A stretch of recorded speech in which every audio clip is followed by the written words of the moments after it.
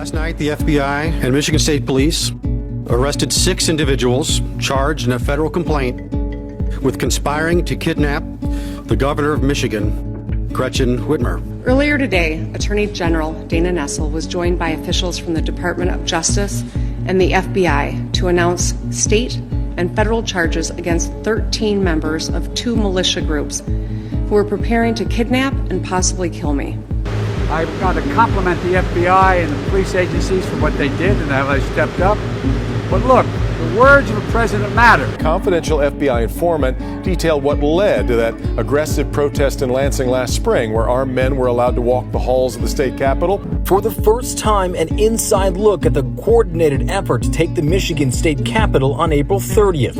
An FBI confidential informant in court today describing how members of the Wolverine Watchmen, accused in the plot to kidnap and kill Governor Gretchen Whitmer, worked to stir up an angry mob as lawmakers worked just feet away. Like, we're trying to get the people riled up. At times, Joe would yell, or not Joe, Pete would yell 2 steps forward, trying to move the line, per se, of people forward towards I think it was the chamber doors. Now, it's hard to ignore the similarities between what was described there and what we saw in Washington back in January. It's why, Devin, experts are pointing to Michigan last spring as a potential practice run for what we saw on January 6th. The FBI agent in charge of the investigation saying his informant inside the group explaining the training tactics.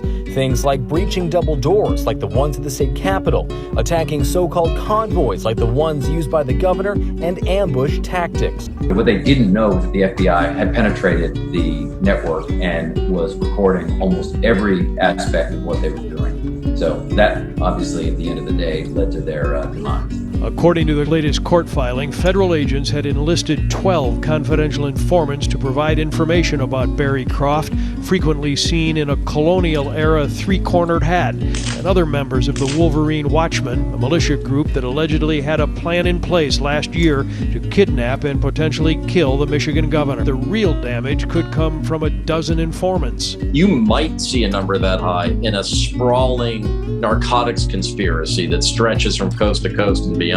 That's a pretty high number in a case like this. It really reflects, I think, how deeply the government has been diving into this investigation to try to make these cases. Before the FBI launched such a deep investigation, the Wolverine Watchmen were not even considered a violent threat, according to attorneys for the defendants. In the latest defense filing tonight, they say the group was not engaged in illegal conduct of any sort. This morning, the informant who was instrumental in foiling that plot took the stand to testify. He says there were also a part of a group that stormed the state capitol last spring. A federal jury finds the plot against Governor Whitmer wasn't so much a plot, but a motley crew entrapped by the FBI. The government tried to portray Adam Fox, Brandon Caserta, Barry Croft Jr., and Daniel Harris as capable plotters, intent on kidnapping the governor from her vacation home up north. The jury didn't buy it. The government stuck with the witnesses that they use, right? And the FBI used some guys of questionable character. You know, a rogue FBI agent, trying to line his own pockets with his own cybersecurity company, and then pushing the conspiracy that just never was going to be.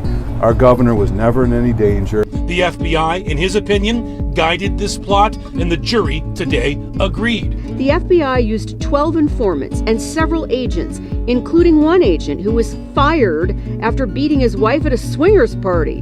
What a predator Dan Chappell was, and what a predator Jason Chambers was to these folks.